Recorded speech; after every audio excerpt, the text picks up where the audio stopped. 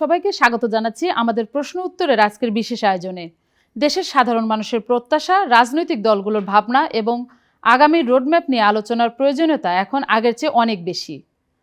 আজকের পর্বে আমাদের স্টুডিওতে অতিথি হিসেবে উপস্থিত আছেন এক তরুণ ও উদীয়মান রাজনৈতিক ব্যক্তিত্ব, যিনি ছাত্র রাজনীতি থেকে উঠে এসে বর্তমানে মূলধারার রাজনীতিতে সক্রিয় ভূমিকা রাখছেন।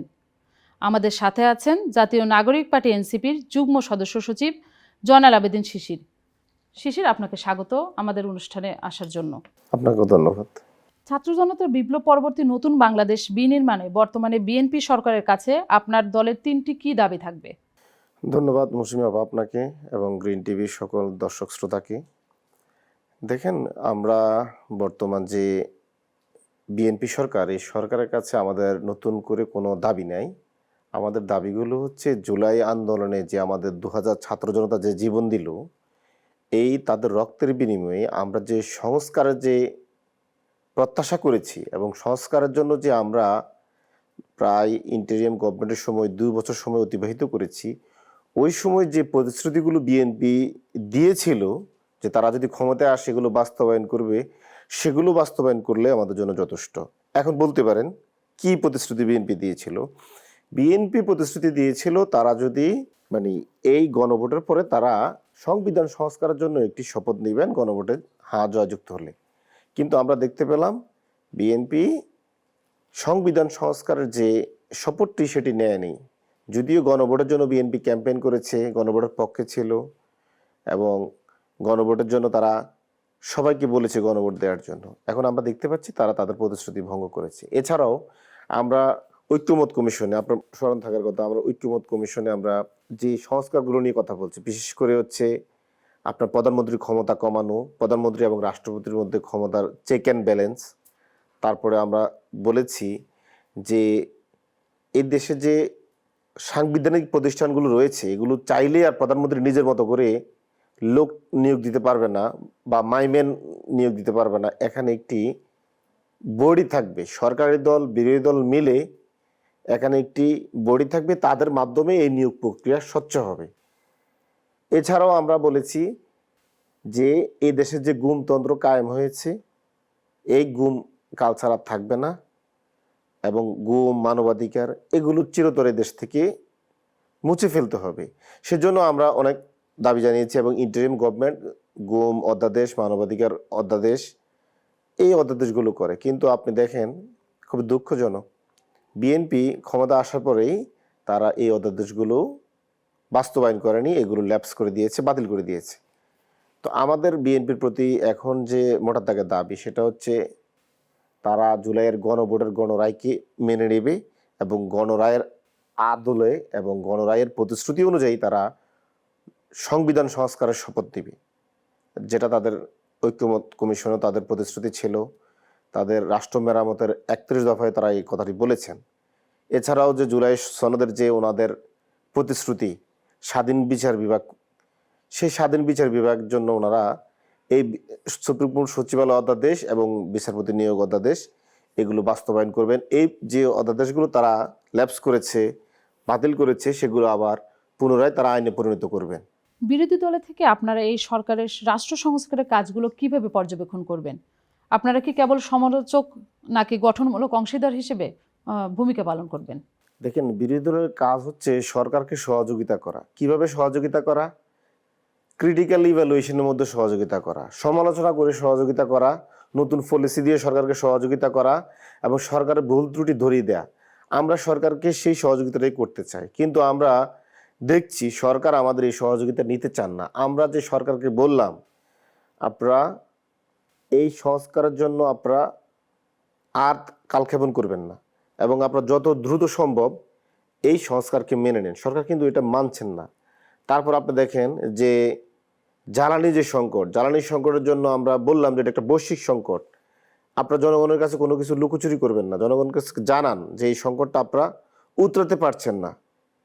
অনেক দিন পরে গিয়ে পার্লামেন্টে বিরোধী দলের সহযোগিতা চাওয়া হলো, তাও অনেক সময় পার হয়ে গেল এবং এখন দেখেন জ্বালানির দামও বাড়ানো হলো। আর আমাদের যদি বলে যে এখন নিত্য প্রয়োজনীয় জিনিসের দাম, গাড়ি ভাড়া, সকল জিনিসের উপরে আমাদের একটি চাপ পড়লো এবং নিত্য প্রয়োজনীয় দ্রব্যমূল্যের দাম কিন্তু বেড়ে গেল এই জ্বালানি দাম বৃদ্ধির ফলে। মানে আমরা চাইছিলাম সরকারকে সহযোগিতা করার জন্য, কিন্তু আমার কাছে কেন জানি মনে হচ্ছে সরকার নির্বাচিত হওয়ার পরে বেশি অহংকারী হয়ে গিয়েছেন এবং তারা নিজেদেরকে সর্বসর্বা ভাবছেন। তারা মনে করছেন সংসদে তাদের 2/3 মেজরিটি রয়েছে, এই মেজরিটি যদি তাদের থাকে তাদের আর দেশের জনগণ বিরোধী দল কারোই প্রয়োজন নাই, তারা এখন ধরাকে সরা জ্ঞান করবেন। কিন্তু আপনি দেখেন 2 মাসের মধ্যেই কিন্তু সরকারের অবস্থা কিন্তু খুব একটা ভালো না, লেজে গোবরে না হলেও খুবই খারাপ পরিস্থিতি। অলরেডি সরকার বলছেন যে এই জ্বালানি সংকট সমাধানের জন্য বিদেশি দাতা গোষ্ঠীদের সহযোগিতা ছাড়া বাংলাদেশের পক্ষে একা সম্ভব, মানে এটা সমাধান করা সম্ভব না। প্রধানমন্ত্রী খুদ নিজেই বলেছেন। তার মানে কি? তার মানে হচ্ছে আমাদের যে এখন যে রিজার্ভ রয়েছে দিন দিন এটা কমতেছে। আপনি জানেন ইন্টেরিয়াম থাকতে আমাদের 31 বিলিয়ন রিজার্ভ ছিল, এটা প্রায় এখন 29 বিলিয়নে নেমে এসেছে। তারপরে আমাদের যে প্রবাসী যে রেমিটেন্স আসতো মাসে 2 বিলিয়ন 1.5 বিলিয়ন করে আসতো, সেটা ইরান এবং আমেরিকার যুদ্ধের কারণে কিন্তু এটা অনেক কমে এসেছে। তারপরে দ্রব্যমূল্যের দাম বেড়েছে, আমাদের এখানে কৃষকের ন্যায্য মূল্যে সে তার ধান বিক্রি করতে পারছে না, কিন্তু শ্রমিকের দাম অনেক বেশি। 1 মণ ধানের দাম হয়তো 800 টাকা, কিন্তু একজন শ্রমিকের দাম 1000 টাকা। তো এই যে সরকারের সারা দেশব্যাপী যে অব্যবস্থাপনা এবং তার যে সরকারের সাফল্য, এটা খুব একটা আমরা দেখছি না। আমার কাছে মনে হচ্ছে সরকার যে সহযোগিতা বিরোধী দল থেকে নিতে পারতেন সেটা তারা নিচ্ছেন না। এর কারণে সরকার দিন দিন ব্যর্থ হচ্ছেন, অজনপ্রিয় হচ্ছেন, জনগণের রাগ খুব বাড়ছে। দেশ পুনর্গঠনে এবং গত 1.5 দশকের প্রশাসনিক জঞ্জাল পরিষ্কার করতে সরকারের গতি কেমন হওয়া উচিত বলে আপনার কাছে মনে হচ্ছে? দেখেন, আপনি চমৎকার একটি জিনিস সামনে নিয়ে এসেছেন। বিএনপি যখন ক্ষমতায় ছিল না 2023 সালের 13ই জুন তারা রাষ্ট্র মেরামতের জন্য 27 দফা ঘোষণা করে। ওই 27 দফা পরবর্তীতে রাষ্ট্র মেরামতের 31 দফায় রূপান্তরিত হয়। সেখানে তারা বলেছে তাদের যে এই যে দলীয়করণ হচ্ছে প্রশাসন, রাষ্ট্রের সকল প্রশাসন এবং আমলাতন্ত্র, সেটাকে তারা এই জঞ্জাল পরিষ্কার করার জন্য একটি প্রশাসনিক সংস্কার কমিশন করবে। কিন্তু দেখেন বিএনপি ক্ষমতা আসার পরে সেই প্রশাসন সংস্কার কমিশন গঠনের কিন্তু আমরা কোনো উদ্যোগ দেখছি না। দেখছি না, তার পাশাপাশি আমরা দেখতে পাচ্ছি সরকার যে স্থানীয় প্রশাসন সেগুলো নির্বাচন না দিয়ে দলীয় লোকদেরকে এখানে পুনর্বাসন করেছে। আপনি হয়তো জানেন যে আমাদের যে 12টি সিটি কর্পোরেশন, সেখানে নির্বাচনের তফসিল ঘোষণা না করে, নির্বাচন না দিয়ে সরকার এখানে দলীয় লোকদেরকে প্রশাসক হিসেবে নিয়োগ দিয়েছে। এছাড়াও সারা বাংলাদেশের যে জেলা পরিষদ রয়েছে, যেখানে নির্বাচিত প্রতিনিধি এখানে পরিচালনা করার কথা, সেখানে নির্বাচিত প্রতিনিধিকে বাদ দিয়ে বা নির্বাচন না দিয়ে সরকার তার লোকদেরকে, বিএনপির লোকদেরকে সেখানে পদায়িত করেছে। এই যে দলীয়করণ বা প্রশাসনকে নিজের দলের কুক্ষিগত করে রাখা, এটা ঠিক আওয়ামী লীগের মতোই সেম। আপনি এখন বলতে পারেন বিএনপি মাত্র 2 মাস ক্ষমতায় এসেছে, তারা নির্বাচন হয়তো সামনে দিবে। কিন্তু বিএনপি 2 মাস ক্ষমতায় এসেছে, তার আগে আপনার দেখতে হবে বিএনপি যখন ক্ষমতায় ছিল না তখন কি প্রতিশ্রুতি দিয়েছিল। তখন বিএনপি প্রতিশ্রুতি দিয়েছিল স্থানীয় সরকার নির্বাচনে নির্বাচিত জনপ্রতিনিধি ছাড়া এখানে কোনো কাউকে পদায়ন করা হবে না। ইভেন যদি সরকারের কোনো আমলাও হয়, সে আমলাকেও এখানে বসাবে না প্রশাসক হিসেবে। কিন্তু আমরা কি দেখতে পেলাম? ক্ষমতায় আসার 10-15 দিনের মাথায় সে তার ওয়াদা ভঙ্গ করেছে। এখন বিএনপির অনির্বাচিত নেতারাই হচ্ছে স্থানীয় সরকারের মানে আপনার প্রশাসক। এই যে সরকার প্রশাসন সংস্কার করছে না, উল্টা প্রশাসনকে দলীয়করণ করছে, এটা তো আমরা বিএনপির কাছে প্রত্যাশা করি নাই। 2000 ছাত্র জনতা তো এই জন্য জীবন দেয় নাই। এছাড়াও দেখেন আপনি সুপ্রিম কোর্ট সচিবালয় যে অধ্যাদেশের কথা আমরা বললাম, সেখানেও আপনি দেখেন শুধুমাত্র মন্ত্রণালয়ের, আইন মন্ত্রণালয়ের অধীনস্থ রাখার জন্য নিম্ন আদালতকে তারা এই অধ্যাদেশগুলো বাতিল করলো, যেটা আওয়ামী লীগ করতো আগে। যে বিরোধী দলের নেতা কর্মীদের গ্রেপ্তার করে কারকে রিমান্ডে দিবে, কার জামিন হবে কার হবে না, এগুলো নির্দেশিত সরাসরি আইনমন্ত্রী, আইন মন্ত্রণালয় থেকে। ঠিক বিএনপিও এগুলো একই কায়দা বলবৎ রাখার জন্য সেই অধ্যাদেশগুলো বাতিল করে দিল এবং সে এই প্রশাসন সংস্কারে গেল না। তো আমরা বিএনপির কাছে যে প্রত্যাশা করেছিলাম, তারা আসলে আমাদের সাথে এই ওয়াদা রাখেনি, তারা জনগণকে ধোঁকা দিয়েছে। এবং আমরা মনে করি প্রশাসন সংস্কারের জন্য বিএনপি তার প্রতিশ্রুতি রক্ষা করা উচিত, যেটা সে নির্বাচনের আগেই সে প্রতিশ্রুতি দিয়েছিল।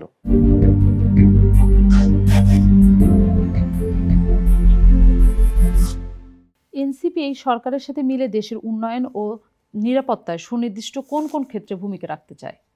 দেখেন, এনসিপি শুরু থেকে বলেছে এনসিপি হচ্ছে একটি ইনসাফ ভিত্তিক সংস্কারবাদী দল। এনসিপি রাজনৈতিক দল গঠন করার কথা ছিল না।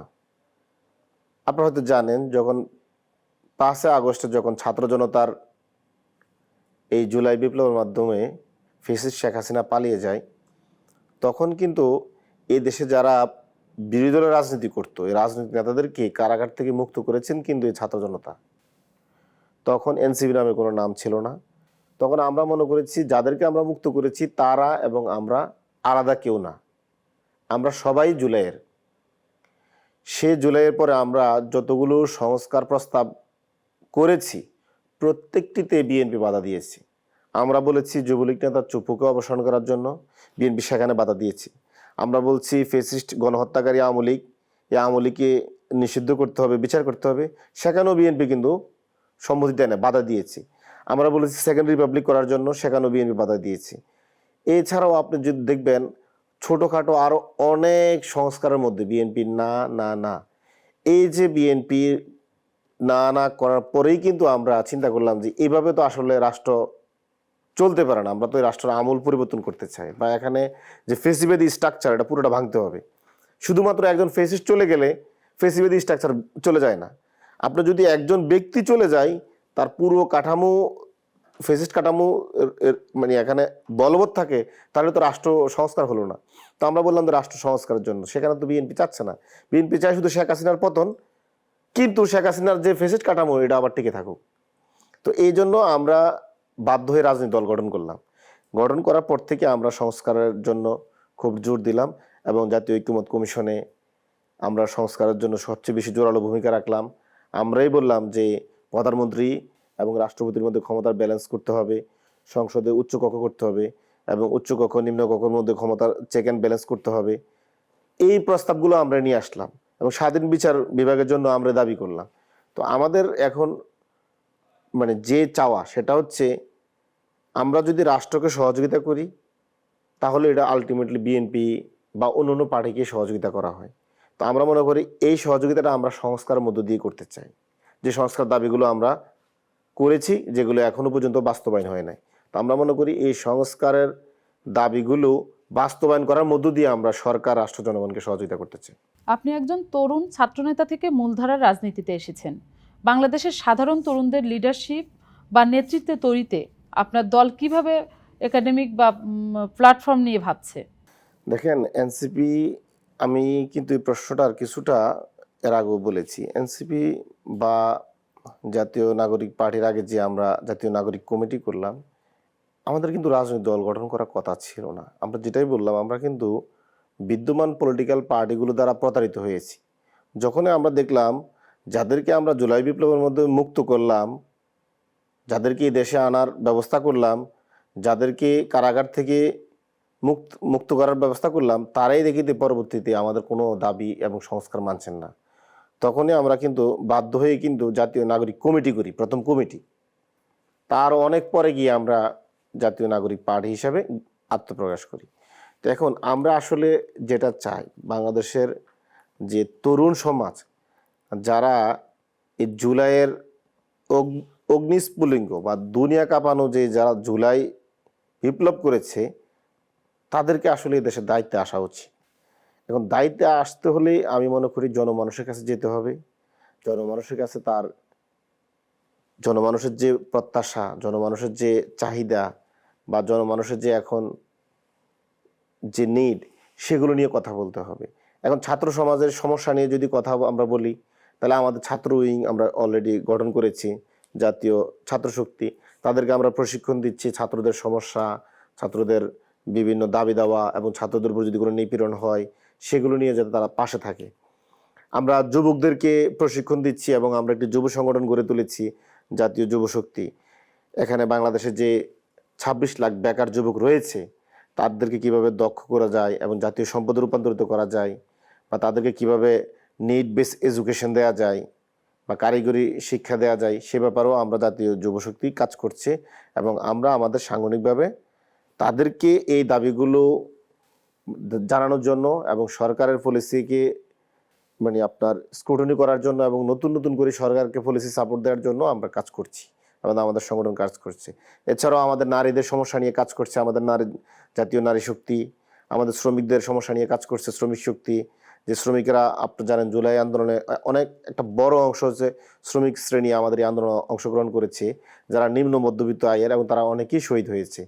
আমরা মানে শ্রমিকদের ন্যায্য মূল্য যে 25,000 টাকা 30,000 টাকা উন্নীতকরণ, এই দাবিগুলো আমাদের শ্রমিক সংগঠন দিয়ে আমরা উত্থাপন করছি এবং আমাদের শ্রমিক সংগঠনগুলো রাস্তায় এবং গোলটেবিল যে কোনো জায়গায় এই শ্রমিকদের জন্য কাজ করছি। তো আমরা জাতীয় নাগরিক পার্টি আমরা রাস্তায় থেকে আমরা প্রতিবাদ করছি। আমরা যখন সরকারকে পলিসি সাপোর্ট দেওয়া লাগে আমরা সেখানেও বলছি, সংসদে গিয়েও যদি সরকারকে আরও বেশি মানে চাপ দেওয়া, সাপোর্ট দেওয়া এবং নতুন নতুন সমস্যা সমাধানের মানে পলিসি মানে বাতলিয়ে দেওয়া, এই সকল ব্যাপারে আমরা কিন্তু কাজ করছি।